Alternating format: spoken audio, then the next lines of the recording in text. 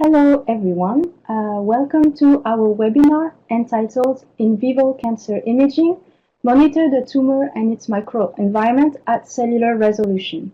This webinar is organized by Mauna Kea Technologies. My name is Elodie Lee and I am Product Marketing Manager in the Preclinical Business Unit. Today we will discuss about applications of Cellvizio Lab in cancer research, and in particular I will show you examples where the technology is used to image the tumor and its microenvironment. During the presentation, do not hesitate to type your questions in the Q&A box located at the bottom of your screen, and I will answer to your questions in the live Q&A session. So now, let's listen to the presentation. During this webinar, I will first introduce you to the Cellvizio technology, and then I will give you some application examples of Cellvizio for in vivo cancer imaging. Then for the second part of the presentation, I have selected some scientific articles which highlight the use of Cellvizio for cancer research. In particular, we will discuss about molecular imaging of colorectal cancer. We will look at vascular imaging and see how Cellvizio can be used to understand the activity of a drug, or how to validate the targeted drug delivery. So Cellvizio is a fluorescence-based confocal laser endomicroscope. It uses optical fibers to look at the tissue in vivo with a cellular resolution. So the technology is used in preclinical research, but also in the clinics where it has been cleared for certain indications, to look at the digestive tract, to look at the pulmonary tract or urinary tract. So for the preclinical instrument, you have two lasers. We can look at the fluorescence signal emitted with the 488 laser and a 660 nanometer laser simultaneously. And our optical fibers, we call them confocal microprobes.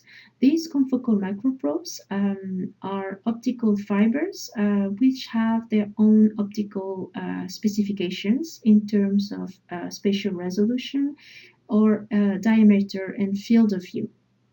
So you need to make contact with the confocal microprobe and the tissue to get your image in real time.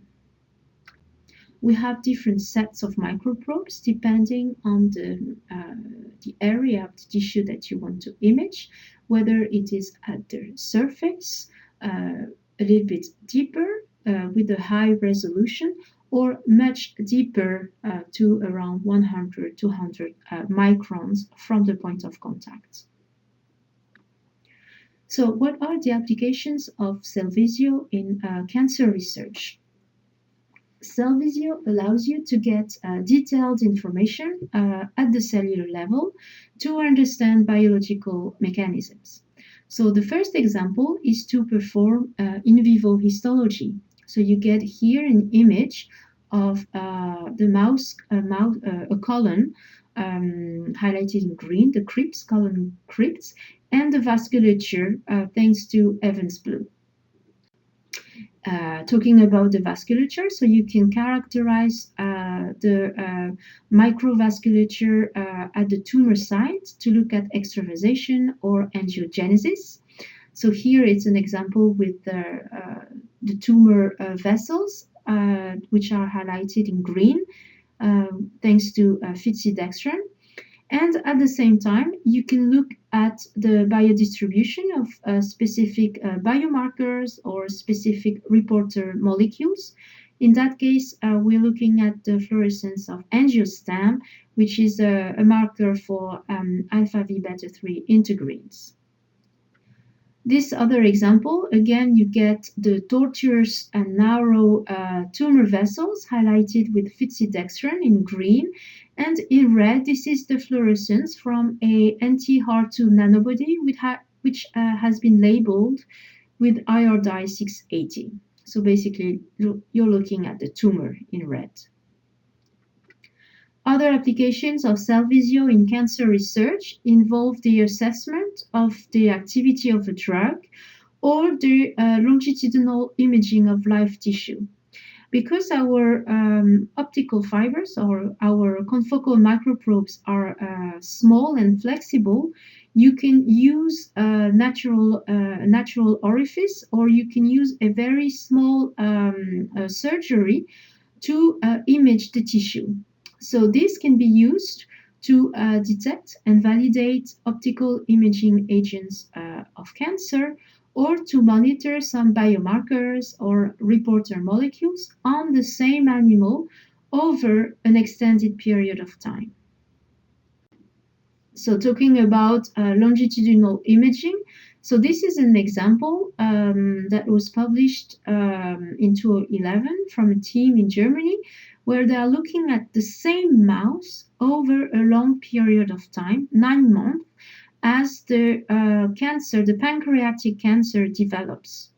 So the 488 laser was used to detect the fluorescence from fluorescein, and fluorescein is a contrast agent to look at, and it is used to look at the structure of the tissue, the morphology, and to evaluate the extent of fibrosis.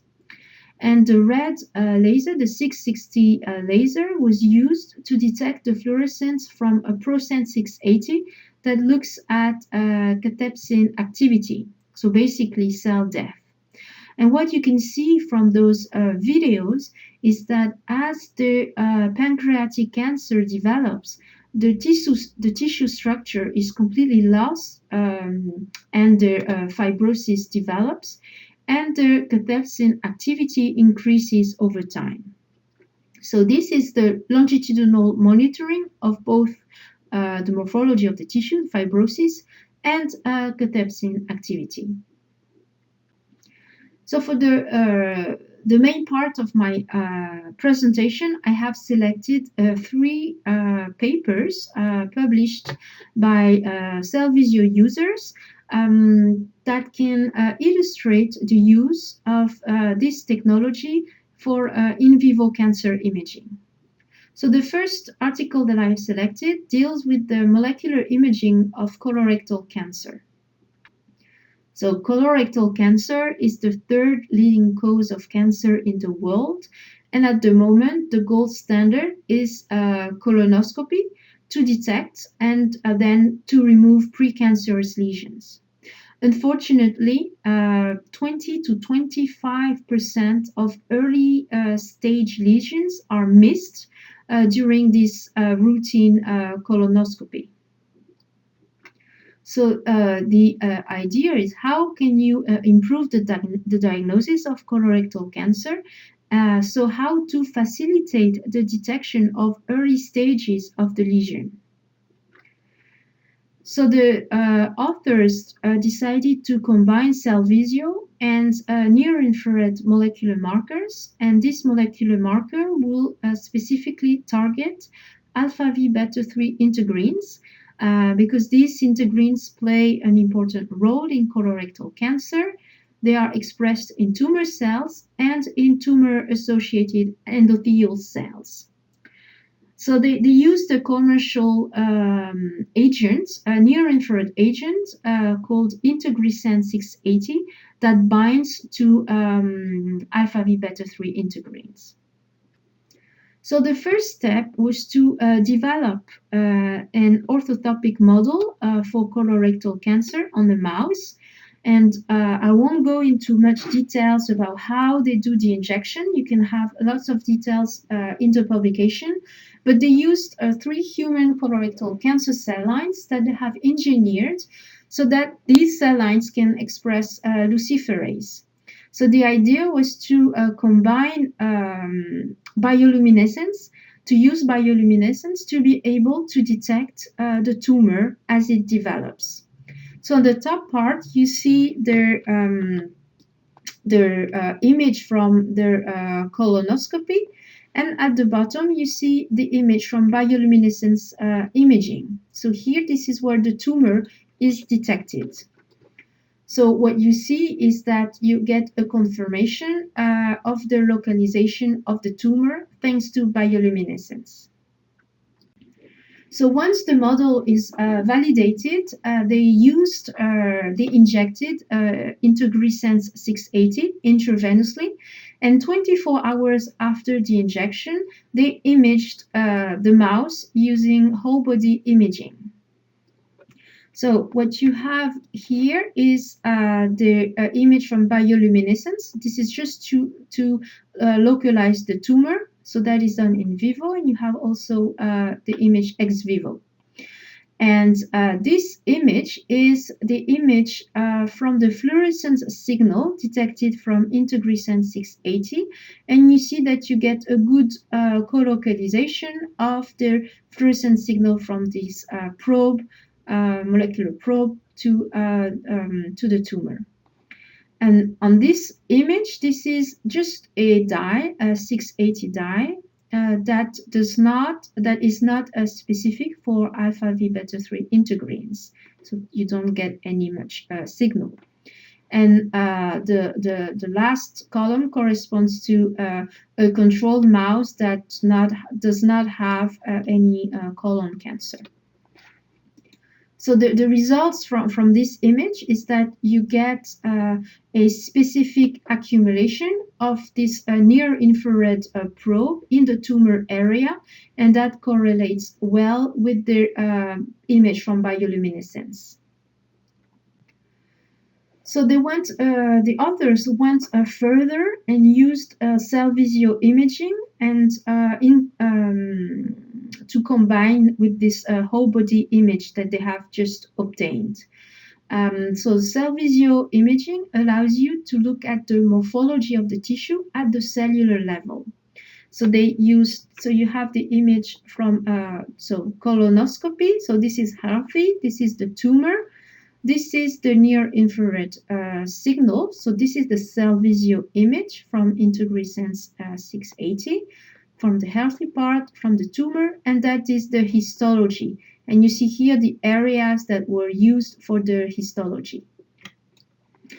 So for the healthy mucosa, you see that you get a modest fluorescent signal, and you can easily recognize the typical crypt structure from the colon. When you get the image from the tumor area, you get a high fluorescent signal, and the tissue structure is not clear at all, and that is also seen in the H&E stained section. So Cellvizio allows you to get more detailed about the structure of the tissue, what is happening microscopically. But you can go further and quantify the amount of fluorescent signal that you can collect. So what they have done is that from an ex vivo specimen, they measured the healthy mucosa, then the tumor tissue, and then the healthy mucosa on the same mouse. And they compared the fluorescence intensities obtained on those three regions. So this is the signal from the healthy part, the tumor, and back to the healthy part. And what they have observed is that for different cell lines here, the tumor area is always statistically higher compared to the fluorescent signal from the normal area. So this you get more and more quantitative discrimination based on the fluorescent signal of this Integrisense 680 dye. So as a conclusion for this article, so the authors, they combined different imaging modalities. First, bioluminescence to validate the orthotopic mouse model, and that they and to be able to monitor longitudinally the growth of the tumor. Then they used the whole body near-infrared imaging to validate the use of Integrisense 680 to image colon cancers.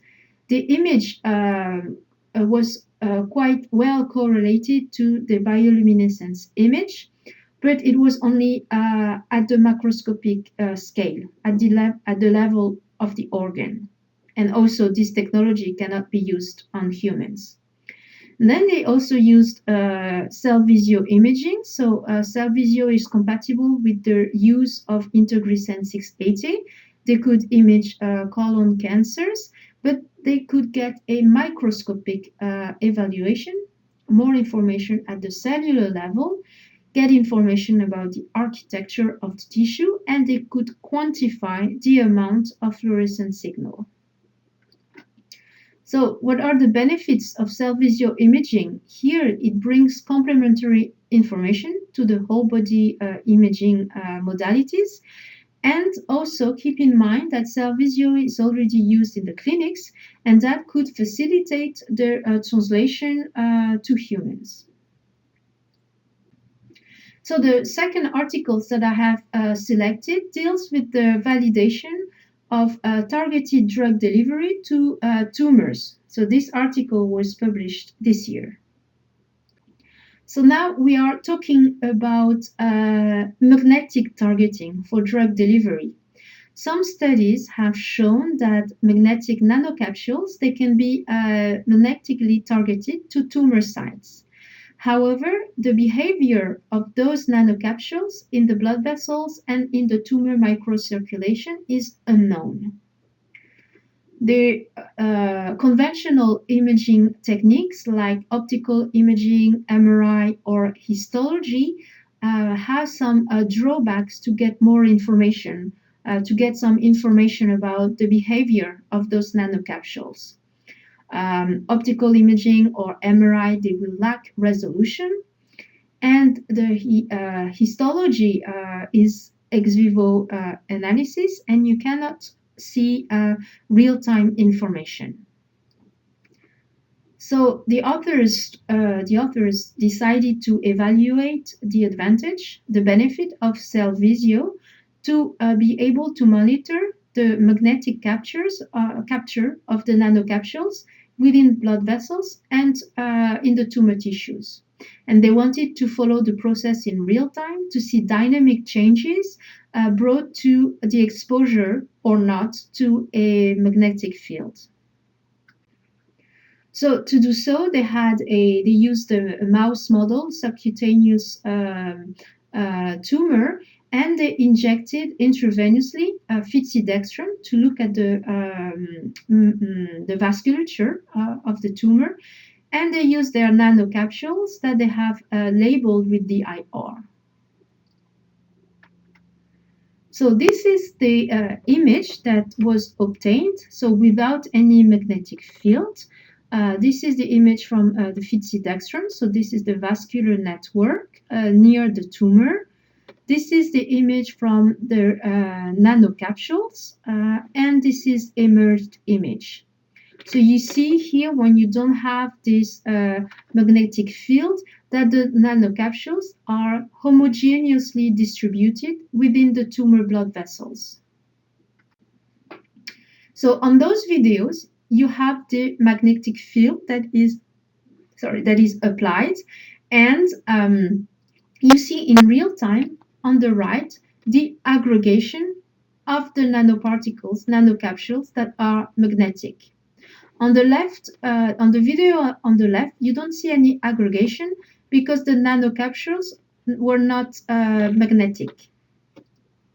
So what you can see is that the nanocapsules, they aggregate near the blood vessel wall, and that you don't see any leakage of the fitsidextrin, so there is no vascular damage that is observed.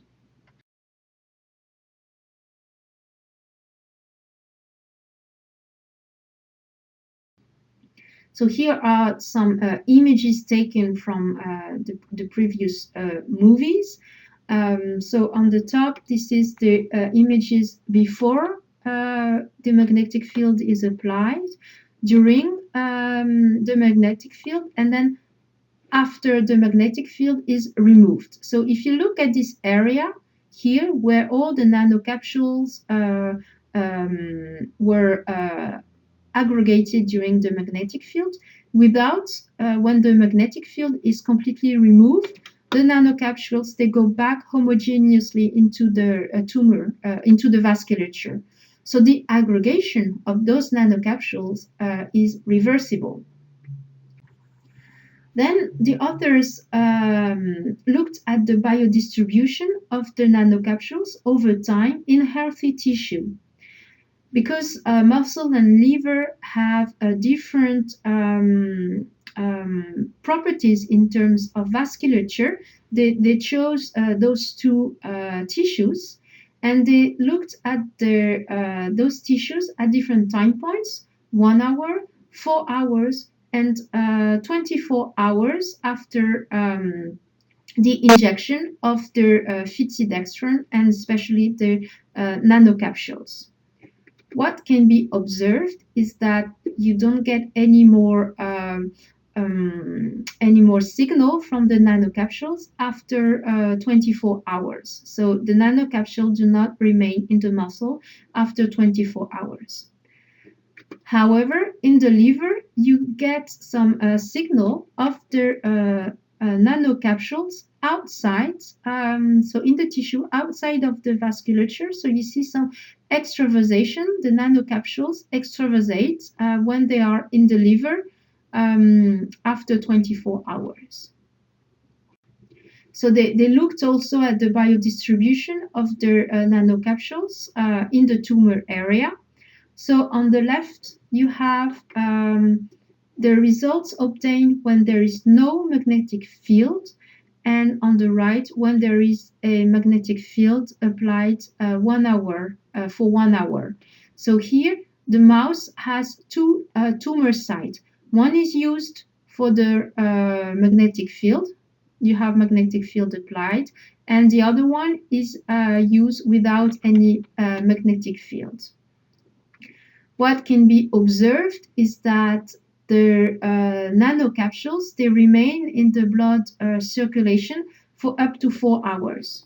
So you see at 4 hours, you see the nanocapsules within the vasculature. And at 24 hours, you observe extravasation on both cases.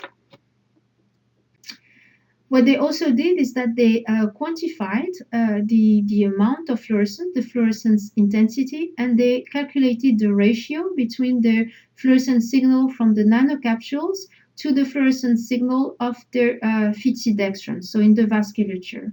And what they observe is that you have more DIR signals, so more accumulation of the nanocapsules if you have some magnetic targeting before.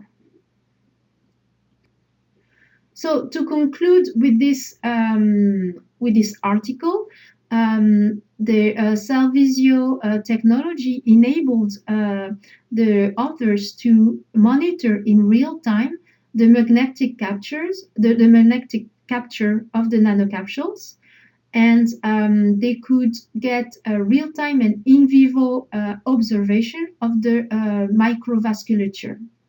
The procedure was minimally invasive, so they could monitor the tumor area at different time points.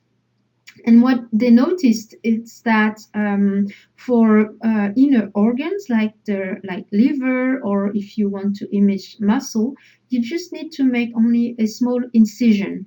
So it's very easy to bring access to the confocal microprobe to the tissue of interest in comparison to intravital microscopy, where you are more limited to tumors that are accessible via a dorsal skinfold chamber, for example. So the last example that I wanted to show you deals with the evaluation of the effect of a treatment based on doxorubicin, and how this doxorubicin treatment can be delivered to the tumor. So we will discuss about RGD peptides. RGD stands for arginine glycine aspartic acid, and these RGD peptides, have a high affinity with alpha V integrins, and these integrins are overexpressed in angiogenic vessels and in tumor cells. And in this study, RGD peptides are coupled to doxorubicin itself or as doxorubicin polymers. In this case, we will talk about RGD PPCD. So the RGD peptides, they are a means to deliver doxorubicin very specifically to the tumor cells. So it has been shown that RGD PPCD accumulate around tumor blood vessels, but it cannot penetrate the tumor. So you have in this drawing RGD PPCD in green, and you see all the green dots. They remain within the blood vessels, but they cannot go through the tumor. The authors have developed, let's say, an improvement of RGD peptides. They call it internalizing RGD peptide, IRGD. And this IRGD peptide could increase the drug penetration to the tumor. And this is thanks to the activation of neutrophils. So you see here again in the drawing, IRGD PPCD. So in red is in the vasculature, but can penetrate to the tumor cells. So the aim of the study was to better understand the mechanisms that are involved in the delivery of doxorubicin when RGD and IRGD peptides are used. So they looked at the permeability of the vessels. And they also wanted to study the effect of the treatment, so of the treatment based on doxorubicin polymers, and they looked at angiogenesis. So to do so, they had a mouse that had a subcutaneous tumor, and they injected different types of treatments once a week for 4 weeks. After the treatment, at day 25, the Cellvizio analysis was performed. So they looked at extravasation, looking at the permeability of the vessels, and also they looked at the morphology of the vessels. So to do so, they used 2 different types of confocal microprobes. And in particular, they used a lot our plugin called vessel detection. So vessel detection is based on image segmentation and will automatically recognize blood vessels from your image, and it will give you some quantitative information like the vessel diameter or the total length of the vessels. So first, they looked at extravasation, so they could follow dynamically the process of extravasation. So what they did is that for each mouse that underwent a specific treatment, they injected intravenously fitsidextran. And then they made an image after 1, 5, 10, and 20 minutes after the injection of the fitsidextran. So as I mentioned, they use different types of treatments, just saline as control, doxorubicin or doxorubicin as a polymer, the RGD peptide and the doxorubicin polymer co-administered, or the doxorubicin polymer coupled to RGD, and same thing with this IRGD peptide. So what they have observed is that after 20 minutes, the boundaries of the vessels could not be clearly distinguished when the IRGD peptide was used. They also quantified, measured the permeability ratio by comparing the fluorescent signal inside and outside of the blood vessels, and they observed that there is a higher permeability for when the treatment is used in combination with IRGD.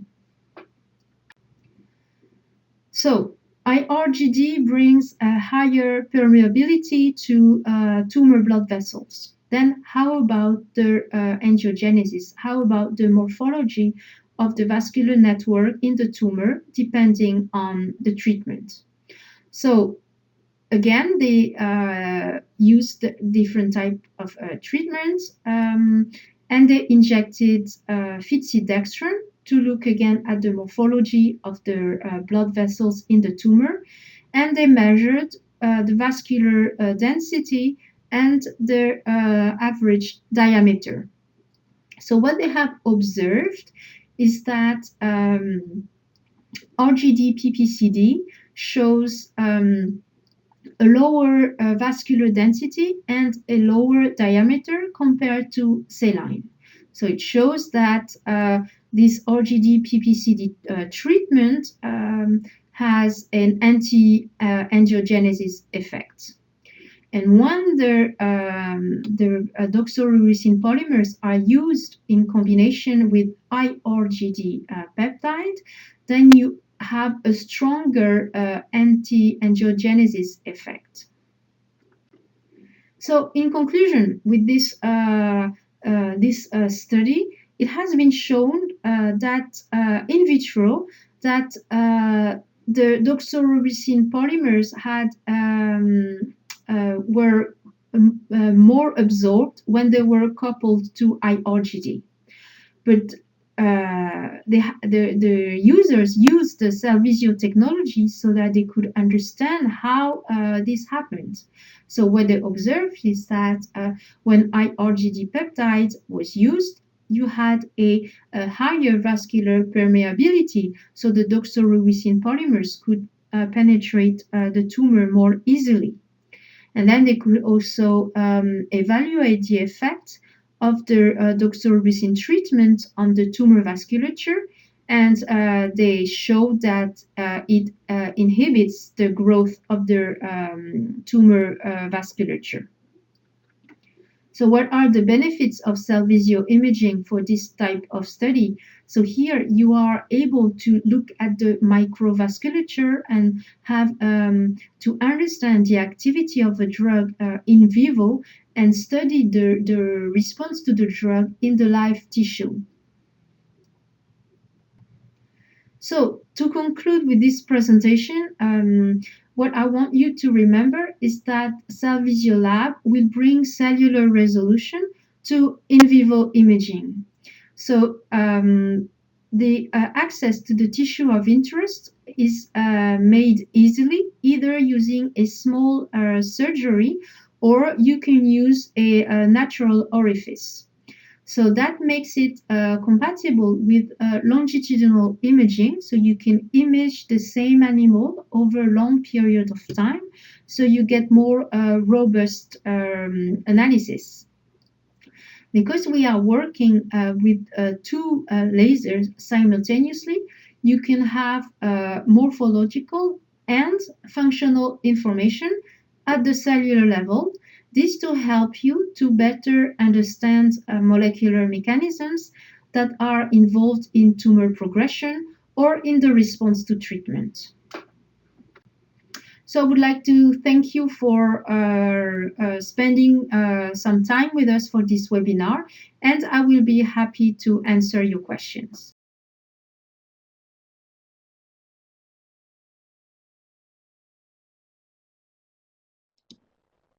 So I will now open the Q&A session. So do not hesitate to type your questions at the box that is located at the bottom of your screen.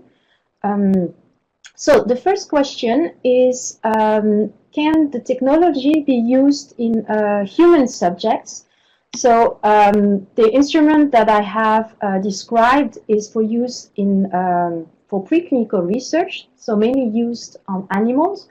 But the same technology is being used on humans in the clinics, and it is cleared for certain indications, like analyzing the GI tract, for urology or for pulmonology.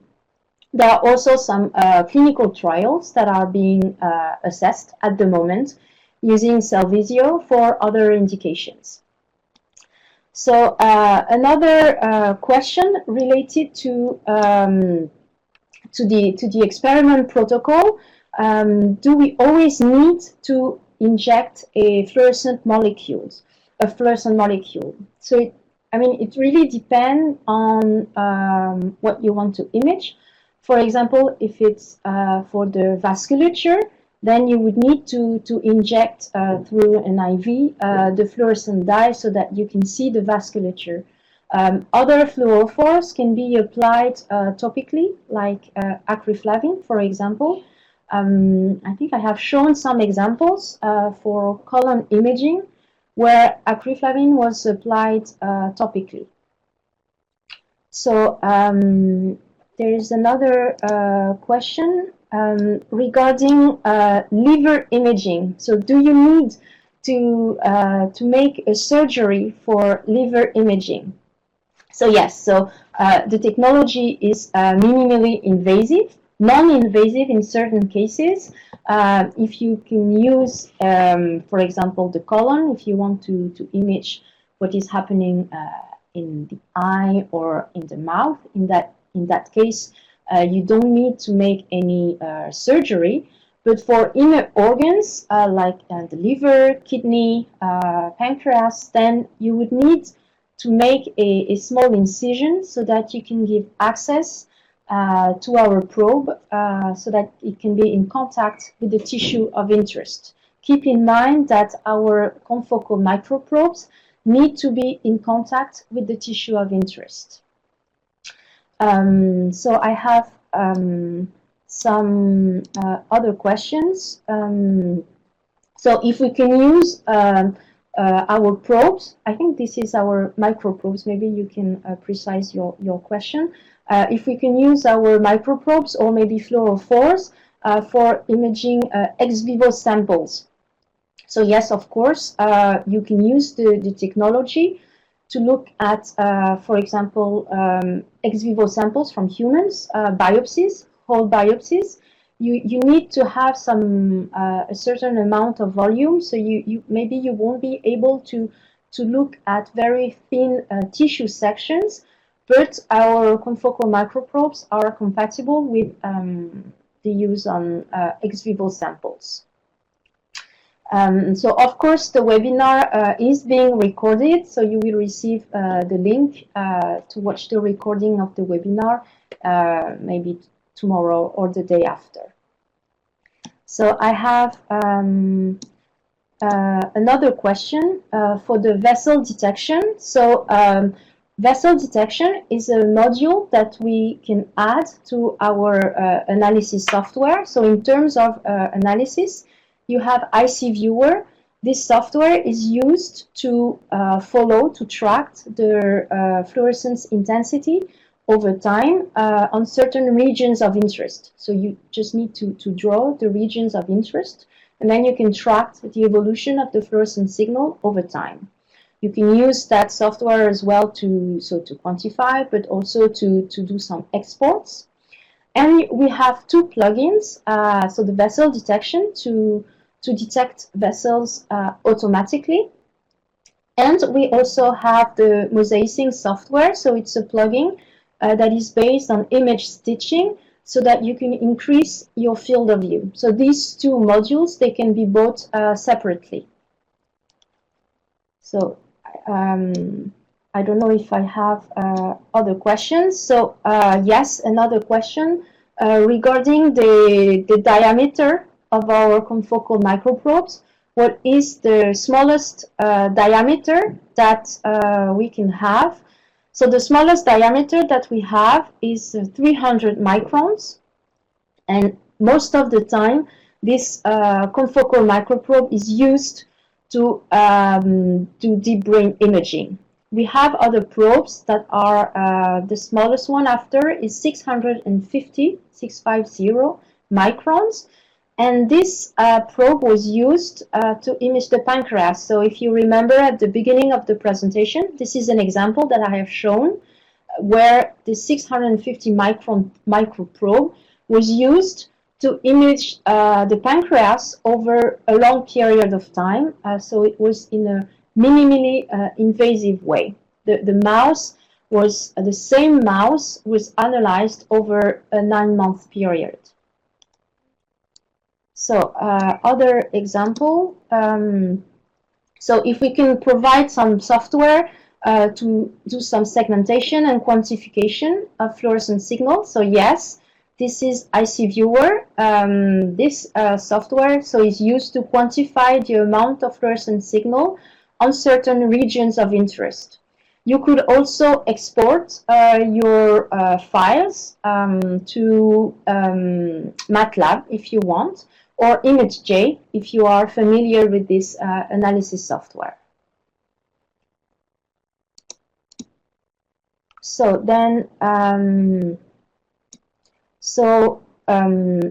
then we have some questions about clinically approved dyes that can be imaged with Cellvizio. So at the moment, I think most of you know that there are very few fluorophores that are cleared for human use. At the moment in the clinics, when the doctor performs a Cellvizio procedure, he would use a fluorescein. So fluorescein is cleared for human use. The drawback at the moment is that fluorescein is not specific.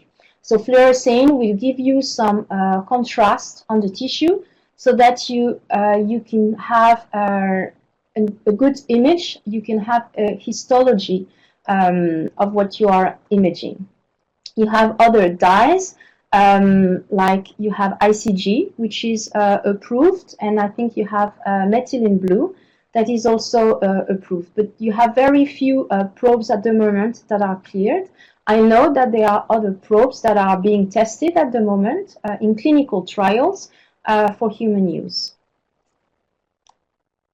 So I think I don't have any more questions at the moment. So if you still have some questions, you can type them in the Q&A box, or you can send me an email and I will answer your questions. So I will now open the Q&A session. So do not hesitate to type your questions in the Q&A box, which is located at the bottom of your screen. So I have one question regarding tumor imaging if the skin has to be removed. So it depends on where the tumor is. Usually you don't need to remove the skin itself. What you need to do is for inner organs like liver, kidney, or pancreas, for example, what you need to do is to make a small surgery, a small incision, so that you can give access to our probe, to our confocal microprobe, which needs to be in touch, to be touching the tissue if you want that you want to image. So you don't need to remove the whole skin. You just need to make an incision just to give access to the microprobe. The size of the microprobe will vary depending on the optical specifications of the microprobe that you choose. We have very thin microprobes, 300 microns, 650 microns, less than 1 millimeter. And the standard one is 1.5 millimeter in diameter. For subcutaneous tumors, then you need to make just a small incision in the skin to give access to the microprobe. So I have a question again regarding the depth. If there is a tumor that is deep, is it possible to make an image? So yes, we have examples for liver imaging, kidney. I have shown examples with the pancreas, and in that case, again, you make a small surgery. You need a small incision to give access to the probe.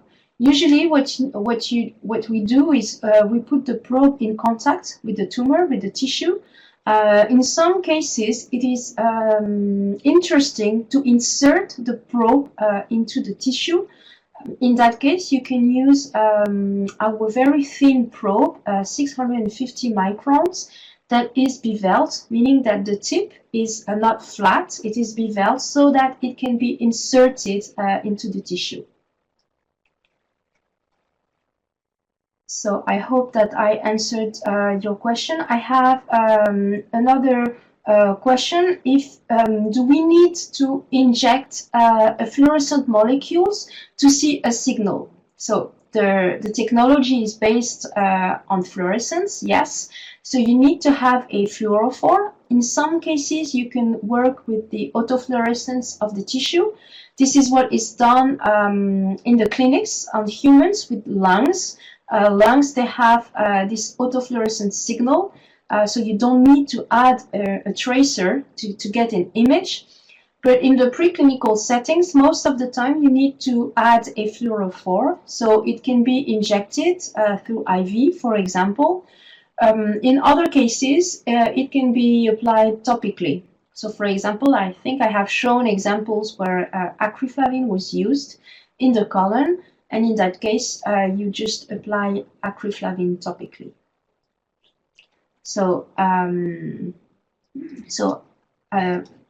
if you have more questions, do not hesitate to type your questions.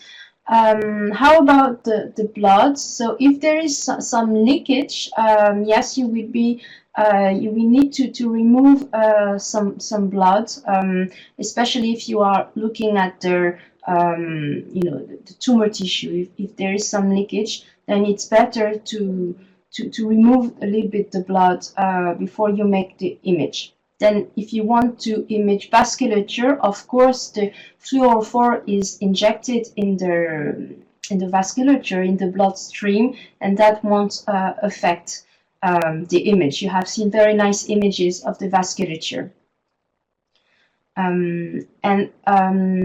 So there a question regarding the breathing or the heart beating of the animals. In some cases, depending on where you make your image, you may be influenced by some breathing, some movements that come from the animal. In that case, you will see the image that is moving a little bit because we are making some videos. There are some ways in the protocols that you can follow to try to avoid the breathing, the impact of the breathing on the image. So I don't know if you have more questions. Do not hesitate to type your questions in the Q&A. Another question, more technical. So how do we achieve the scanning? So yes, there is some scanning that is performed. You have two lasers, and these two lasers are used to scan our optical fibers. This is a bundle, and for that we use some mirrors that are moving very fast to scan the laser light. I would like to thank all of you for attending this webinar. I had lots of questions today. So thank you for making the session very interactive. So I hope that you enjoyed the content of the webinar. If you have more questions, do not hesitate to send me an email. I will get back to you very soon. As I mentioned, so the webinar was recorded and you will receive a link to watch the recording at a later stage. So thank you very much again, and bye-bye.